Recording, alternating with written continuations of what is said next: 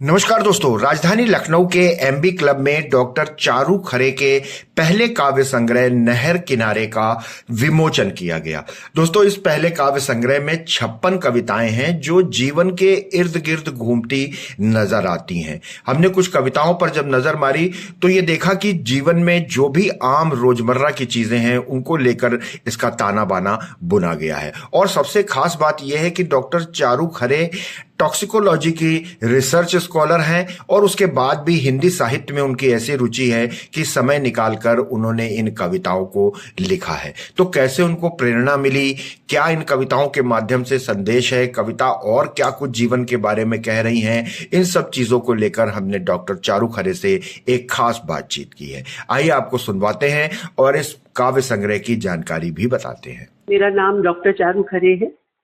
मैंने रिसर्च या मेरी थीसिस टॉक्सिकोलॉजी में थी जो मैंने एम्स से करी है, लेकिन मेरा मन जो है एक तरह से जैसे साहित्य के प्रति बहुत ज़्यादा उसकी तरफ बहुत ओत-प्रोत रहता था, तो कविताओं की रचना इसी तरह से हुई है। हूँ मैं साइंस बैकग्राउंड से, लेकिन मुझे हिंदी साहित्य में हमेशा रुचि रही है, वही सब सामने आया है। नहर किनारे आपकी पुस्तक का विमोचन हुआ है, तो कैसे ये आइडिया आया किताब लिखने का? क्या ये पहली किताब है और किस तरीके से व्यस्त दिनचर्या में आपने समय निकाल के इस पुस्तक को लिखा है? जी बिल्कुल सही, ये मेरी पहली कृति है। ये काव्यांजलि एक तरह से मैंने नहर किनारे में ही वहाँ से ही मुझे प्रेरणा मिली। मेरी जन्मस्थली जो है रुड़की है और रुड़की में गंगा नहर है और वो गंगा नहर जीवन रेखा के रूप में है रुड़की के लिए। तो वहाँ बाल्यकाल से युवावस्था तक जब तक मैं रुड़की में रही हूँ, वहाँ पे बैठ के किनारे पे बैठ के अक्सर बहुत सारी चीज़ें प्राकृतिक सौंदर्य के साथ साथ और भी आसपास बिखरी हुई चीज़ों को मैं देखती थी और उन्हीं लहरों को देखते हुए कुछ मन में घुमड़ता था, जो कि शब्दों के रूप में बाद में मैंने उनको कविताओं का रूप दे दिया। मैम, कितनी कविताएं हैं इस संकलन में? इसमें करीब 55 कविताएं हैं।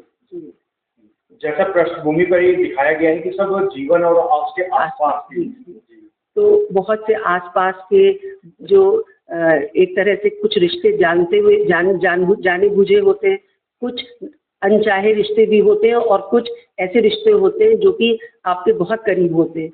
उन सब चीज़ों से एक साथ लेकर मैंने कुछ कविताओं की रचना करी और फिर उनको एक साथ संकलित की। मैम, जैसे पुस्तक का पन्ना पलटते हैं तो सबसे पहली कविता जो दिखाई पड़ती है दरवाजा।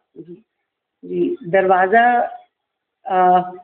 ऐसा है जैसे मैंने अपने आप के ऊपर एक लिखा है कि एक दरवाज़ा है जो अडिग एक जगह खड़ा रहता है और जैसे लखनऊ में रूमी दरवाज़ा या कहीं लाहौरी दरवाज़ा होता है, हर शहर में एक दरवाज़ा होता है पुराना प्राचीन, और वो बहुत सारी चीज़ों का गवाह होता है, उसने बहुत सारी चीज़ें देखी होती हैं। वो वहीं खड़ा होता है लेकिन जगह बदलती नहीं है, लोग बदलते हैं और वहाँ की जो उनकी नेम प्लेट है वो बदल जाती है और बहुत सारी चीज़ों का वो गवाह होता है। बहुत सारी चीज़ें देखी होती हैं उसमें, जो अच्छी भी होती हैं और बुरी भी होती हैं। मैम, आपके लिए तो 55 कविताएं सब मूल्य हैं, सब बढ़िया है, लेकिन अगर हम नंबर 1 या 2, 3 की बात करें तो किसको होना चाहिए? एक तो कुछ मैंने अपनी माँ पे लिखी हैं और वो मेरे बहुत करीब है, क्योंकि माँ मेरी डॉक्टर थी और एक नारी होने के साथ साथ वो बहुत ही कर्मठ और जो एक तरह से समाज सेविका के रूप में उन्होंने बहुत काम किया है। तो उनकी कर्मठता और उनका जो एक जीवन का जो नियम था वो देखकर मुझे बहुत प्रेरणा मिलती थी। हृदय उनका बड़ा कोमल था, लेकिन उनका जो एक नियम और अपने प्रति जो उनकी वो थी वो बहुत ज़्यादा कर्मठ एक तरह से वो थी, समाज सेविका थी और उनके ऊपर लिखी है। और कुछ कविताएं मैंने जैसे स्त्री, नारीमन और बेवतनी के जख्म करके एक कविता जो मुझे बहुत प्रिय है, उसमें मैंने जो विभाजन, भारत का विभाजन, फिर कश्मीर में वहाँ से कश्मीरी पंडितों को वहाँ से एक तरह से अपरूट कर दिया गया, उनको दोबारा से जड़ें अपनी जमाने में बहुत परेशानी हुई होगी। आज भी जो ये यूक्रेन का वॉर चल रही है, गाजा, तो वो बेवतनी के जख्म वो मुझे बहुत प्रिय है। अगली कविता फिर मैं फिर से कोशिश करूँगी। सब लोगों का बड़ा प्रोत्साहन मिला है मुझे। अब देखिए फिर से मैं कुछ लिखने की कोशिश करूँगी और संकलन के रूप में चाहूँगी कि आप सबके सामने आए। तो दोस्तों देखा आपने, ये थी डॉक्टर चारू खरे, जिन्होंने साइंस का बैकग्राउंड होने के बाद भी हिंदी साहित्य में रुचि दिखाते हुए अपने पहले काव्य संग्रह को लिख डाला है।